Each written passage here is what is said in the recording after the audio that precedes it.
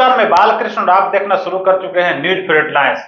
दिन भर की सभी महत्वपूर्ण घटनाएं, बड़ी घटनाएं, राष्ट्रीय और प्रदेश स्तर की सभी घटनाओं को लेकर हम आपके सामने आए हैं। जो भी सभी राष्ट्रीय प्रमुख खबरें हैं, उन सभी खबरों से आपको हम रूबरू कराते हैं। तो आइए करते हैं शुरुआत। विशेष राज्य के दर्जे की मांग पर नीतीश सरकार को केंद्र से करारा झटका लगा है। केंद्र ने साफ कर दिया है कि बिहार को विशेष राज्य का दर्जा नहीं मिल सकता है। जदयू सांसद रामप्रीत मंडल के सवाल पर केंद्र की तरफ से सोमवार को संसद में जवाब दिया गया है। केंद्रीय वित्त राज्य मंत्री पंकज चौधरी ने अपने जवाब में कहा है कि विशेष राज्य का दर्जा के लिए नेशनल डेवलपमेंट काउंसिल की तरफ से कुछ जरूरी पैमाने तय किए गए हैं। इसके तहत पहाड़, दुर्गम क्षेत्र, कम जनसंख्या, आदिवासी इलाका, अंतर्राष्ट्रीय बॉर्डर, प्रति व्यक्ति आय और कम राजस्व के आधार पर ही राज्य को विशेष राज्य का दर्जा दिया जा सकता है। सुप्रीम कोर्ट ने कांवड़ यात्रा रूट पर दुकानदारों को अपनी पहचान बताने को लेकर कई राज्य सरकार के आदेश पर अंतरिम रोक लगा दी है। आज राज्य सरकार की तरफ से वित्त विभाग के मंत्री सम्राट चौधरी ने वित्तीय वर्ष 2024-25 के लिए 45,512 करोड़ का अनुपूरक बजट पेश किया। नेता प्रतिपक्ष तेजस्वी यादव आज की कार्यवाही से अनुपस्थित रहे। भागलपुर में सावन की पहली सोमवारी पर बड़ा हादसा हुआ है। रविवार रात 1 बजे जल भरने गंगा घाट पर आए 11 दोस्त डूब गए। स्थानीय लोगों ने सभी को बचाने की कोशिश की। इसमें गोताखोरों की मदद से सभी लड़कों को गंगा से बाहर निकाला गया, लेकिन तब तक 4 दोस्तों की मौत हो चुकी थी। वहीं 7 लड़कों को बचा लिया गया। मानसून सत्र आज से शुरू हो गया। लोकसभा में प्रश्नकाल के दौरान शिक्षा मंत्री धर्मेंद्र प्रधान नीट में हुई गड़बड़ी पर बोल रहे थे। इस दौरान विपक्ष ने हंगामा किया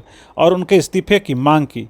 बांग्लादेश के सुप्रीम कोर्ट ने सरकारी नौकरियों में 56% आरक्षण देने के ढाका हाईकोर्ट के फैसले को पलट दिया है।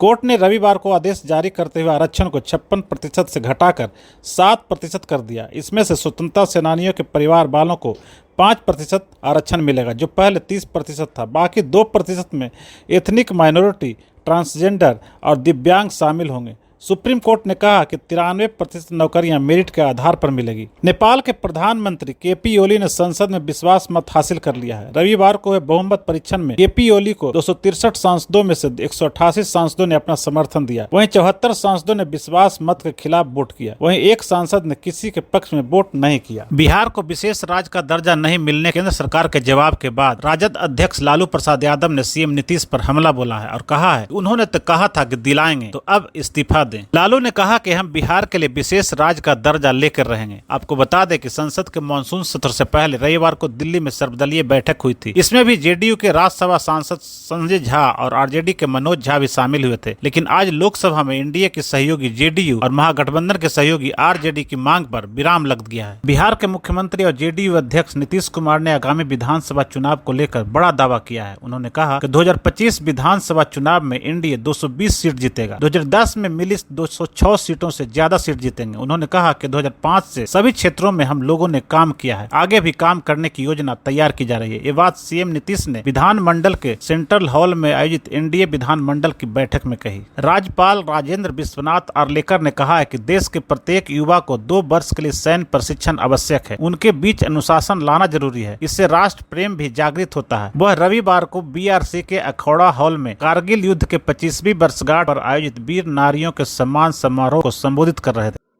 तो इसी तरह की तमाम खबरों से अपडेट रहने के लिए मेरे चैनल के साथ जुड़े रहिए।